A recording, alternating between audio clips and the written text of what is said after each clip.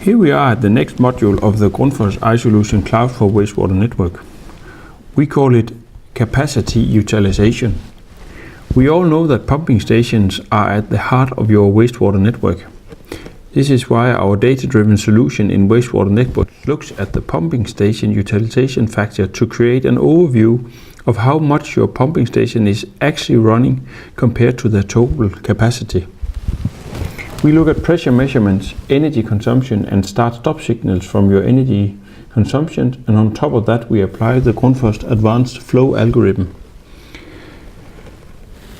In this way we give you insights